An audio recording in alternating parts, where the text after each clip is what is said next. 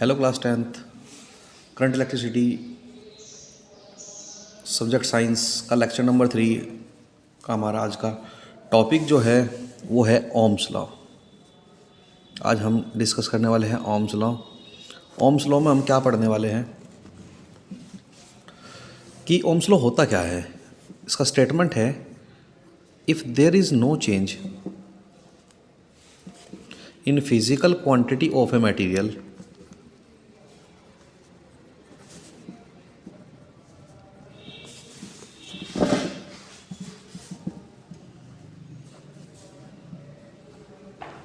then electric potential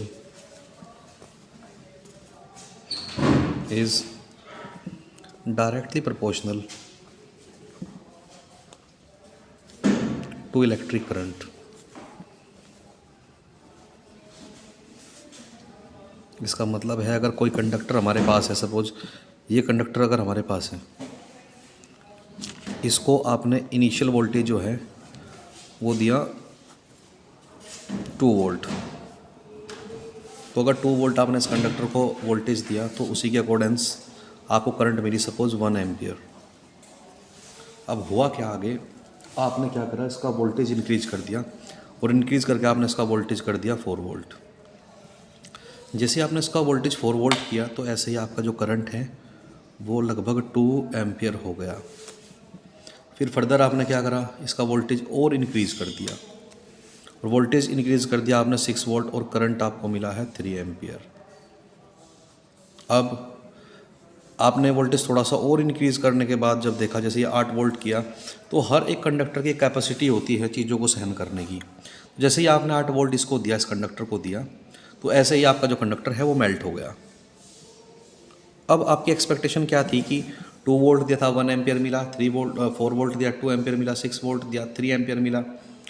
जब आपकी expectation ये थी कि आप जब इसको 8 वोल्ट दे रहे थे तो आप एक्सपेक्टेशन दी कि आप इसको 4 एम्पियर मिलेगा, बट प्रैक्टिकली ये पाया गया कि ये 4 एम्पियर के एग्जैक्टली इक्वल नहीं था। तो ओम्स लॉ इसीलिए ही तो वैलिड है, यहीं तक तो वैलिड है कि अगर किसी कंडक्टर की कोई फिजिकल स्टेट चेंज नहीं होती, उसी कंडीशन में ही तो केवल वोल्टेज जो है वो करंट के डायरेक्टली प्रोपोर्शनल होता है। यानी वोल्टेज वहीं तक इंक्रीज करेगा जहाँ तक करंट इंक्रीज करेगी, केवल उसी स्टेट में, अगर फिजिकल स्टेट उस कंडक्टर की चेंज ना हो। अगर फिजिकल स्टेट कंडक्टर की चेंज हो गई तो voltage will not be directly proportional to the electric current. तो अगर फिजिकल स्टेट चेंज नहीं होगी तो इस कंडीशन में वोल्टेज जो है वो करंट के डायरेक्टली प्रोपोर्शनल होगा और यही फिनोमिना हमारा कहलाएगा ओम्स लॉ। तो अब यहाँ पर डायरेक्टली प्रोपोर्शनल का निशान हम हटा देते हैं और एक कांस्टेंट लगा देते हैं, और कांस्टेंट यहाँ पर होता है आर। आर जो है, आर होता है रेजिस्टेंस। ये कांस्टेंट ही होता है through out the Ohm's law. अगर हम वोल्टेज और करंट के बीच ग्राफ भी शो करना चाहें, वी ग्राफ जिसको हम बोलते हैं, या वोल्टेज करंट कैरेक्टरिस्टिक्स, तो अगर हम वाई एक्सिस पर ले लेते हैं वोल्टेज जो ऊपर की तरफ इंक्रीज करता है, एक्स एक्सिस पर ले लेते हैं करंट जो राइट साइड में इंक्रीज करता है, तो अगर आप देखिए, अगर आपने दिया था 2 वोल्ट तो आपको मिला था 1 एम्पियर। अगर आपने दिया था 4 वोल्ट तो आपको मिला था 2 एम्पियर। आपने अगर दिया था 6 वोल्ट तो आपको मिला था 3 एम्पियर। अगर इनके सारे के सारे हमको 1 पॉइंट को एक जगह मिला ले तो इस जगह मिलाने से आपको पता लगता है कि इन तीनों को मिलाने से एक स्ट्रेट लाइन आई है। तो आपको पता लगा कि वी जो ग्राफ है, वोल्टेज और करंट का जो ग्राफ है, वो एक स्ट्रेट लाइन को रिप्रेजेंट करता है ओम्स लॉ के अकॉर्डेंस। अब इसके बाद इसमें जो टर्म आई रेजिस्टेंस, अब इसको कौन अफेक्ट करता है, उन फैक्टर को हम डिस्कस कर लेते हैं। तो कुछ फैक्टर्स ऐसे होते हैं कि जिन पर ये रेजिस्टेंस डिपेंड करता है, तो हम पढ़ लेते हैं उन फैक्टर्स को जिन पर रेजिस्टेंस डिपेंड करता है। तो नेक्स्ट हमारा जो टॉपिक है वो है फैक्टर्स अफेक्टिंग रेजिस्टेंस। वे फैक्टर जो रेजिस्टेंस को अफेक्ट करते हैं। ये सबसे पहले जो हमारा फैक्टर है वो है nature of the material. Material का नेचर भी रेजिस्टेंस को प्रभावित करता है। जैसे अगर सपोज आपके पास में गोल्ड है, या यूँ कहिए आपके पास में आयरन है, तो आयरन का रेजिस्टेंस थोड़ा सा है, पर iron is a good conductor. फिर अगर उससे बैटर की बात करते तो कॉपर है, कॉपर में रेजिस्टेंस और कम हो जाता है। तो कॉपर आयरन से भी अच्छा कंडक्टर हुआ। अब सिल्वर है, सिल्वर का रेजिस्टेंस तो बहुत ही कम होता है, तो it is a best conductor. तो मटेरियल का नेचर कैसा है, material to material resistance change होता रहता है, तो मटेरियल के नेचर पर भी रेजिस्टेंस डिपेंड करता है। और सेकंड फैक्टर जो होता है, रेजिस्टेंस डिपेंड करता है कंडक्टर की लेंथ पर। लेंथ जितनी ज़्यादा होगी ना कंडक्टर की, उसका रेजिस्टेंस भी उतना ज़्यादा होगा, क्योंकि उसके अंदर नंबर ऑफ इलेक्ट्रॉन्स के जो कोलिजन्स है वो बढ़ जाएंगे लेंथ के बढ़ने से। नंबर डेंसिटी इलेक्ट्रॉन्स की बढ़ जाएगी, तो जितना ज़्यादा लेंथ होगा इलेक्ट्रॉन किसी भी कंडक्टर का, उसका रेजिस्टेंस भी उतना ही ज़्यादा होगा। फिर रेजिस्टेंस जो होता है वो एरिया के इन्वर्सली प्रोपोर्शनल होता है। एरिया अगर ज़्यादा होगा तो रेजिस्टेंस कम होगा। अगर कंडक्टर की जो विड्थ है, जो चौड़ाई है, अगर वो ज़्यादा हुई तो कोलिजन्स के बीच समय बढ़ जाएगा, जिससे एरिया बढ़ने से उसका रेजिस्टेंस कैसा हो जाएगा, कम हो जाएगा। अगर मैं दोनों इक्वेशन को कंबाइंड कर देता हूँ तो resistance proportional to length by area. अब यहाँ से हम डायरेक्टली प्रोपोर्शनल का निशान हटाते हैं, यहाँ कांस्टेंट लगा देते हैं, और कांस्टेंट आती है रो यानी resistivity. It is the property of the material, तो लेंथ डिवाइडेड बाय एरिया। तो अगर हम मान लेते हैं कोई कंडक्टर जिसका लेंथ 1 मीटर है, एरिया उसका 1 मीटर स्क्वायर है, तो जो रेजिस्टेंस उसके अंदर प्रेजेंट होगा वही उसकी रजिस्टिविटी भी कहलाएगा। तो कह सकते हैं कि कोई कंडक्टर जिसका लेंथ 1 मीटर हो, cross section area 1 metre square हो, उस कंडक्टर के अंदर जो रेजिस्टेंस प्रेजेंट होता है ना, वही उसकी रजिस्टिविटी भी कहलाता है। और resistivity property of the material होती है। किसी वायर को खींचने से, तोड़ने से उसकी रजिस्टिविटी पर कोई चेंज नहीं आता। रजिस्टिविटी को केवल एक ही फैक्टर चेंज कर सकता है, वो है टेम्परेचर। अब इसका यूनिट यहाँ से कंसीडर कर लेते हैं रजिस्टिविटी का। रो का वैल्यू यहाँ से निकाल लेते हैं, आर का मल्टीप्लाई ए के साथ चला जाएगा, रजिस्टिविटी के साथ मल्टीप्लाई में है एल, ये डिवाइड में आ जाएगा। तो अब इस यूनिट का अगर बात करते हैं तो रेजिस्टेंस का यूनिट होता है ओम, एरिया का यूनिट होता है मीटर स्क्वायर, और लेंथ का यूनिट होता है मीटर।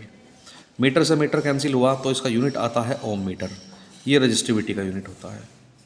अब रजिस्टिविटी का जो रिवर्स रेसिप्रोकल होता है वो होता है कंडक्टिविटी। कंडक्टिविटी क्या होती है, कंडक्टिविटी को हम सिग्मा से रिप्रेजेंट करते हैं, और सिग्मा इज इक्वल टू होता है 1 बाय रजिस्टिविटी। आप कह सकते हैं कि reciprocal of resistivity is known as conductivity.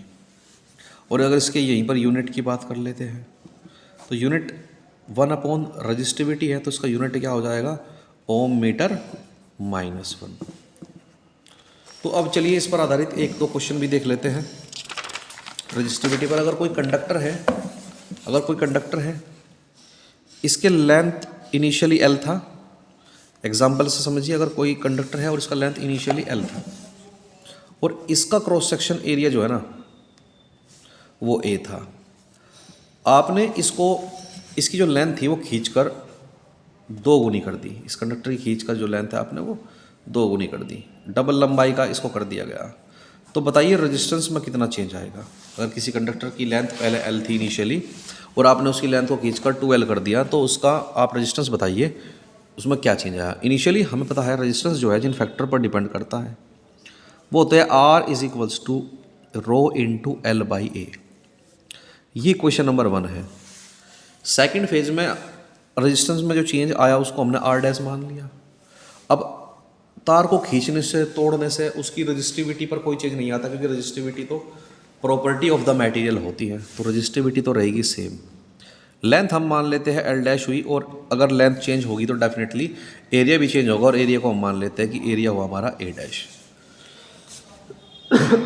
अब अकॉर्डिंग टू क्वेश्चन के अनुसार चेंजेस क्या आए हैं, रजिस्टिविटी तो सेम रहा, लेंथ कर दिया गया था क्योंकि डबल, तो एल लेंथ हो जाएगा इसका 2L। अब अगर लेंथ इसका डबल हुआ है तो उसी रेशो में एरिया भी तो डिक्रीज होगा ना।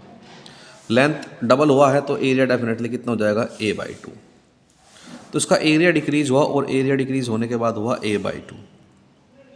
अब ये जो 2 डिवाइड में है ये ऊपर चला जाएगा, तो R डैश इक्वल टू हो जाएगा 2 2 ज़ा 4 रो इंटू एल बाई ए। अब इक्वेशन नंबर 1 को थोड़ा ध्यान से देखिए, रो इंटू एल बाई ए जो है वही तो रेजिस्टेंस है, इसका ये वैल्यू यहाँ पर रिप्लेस कर देते हैं। तो by equation 1 R dash equal to हो जाता है आपके पास में 4 इंटू R।